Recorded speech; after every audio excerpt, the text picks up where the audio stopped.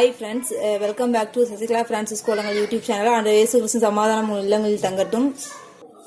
Friends, இன்னைக்கு நம்ம வீடியோல என்ன பார்க்க போறோம் அப்படினா மூன்று எளிமையான கோலங்கள் பார்க்க போறோம். மூன்றுமே 5 to 3 ஊடுபுள்ளி.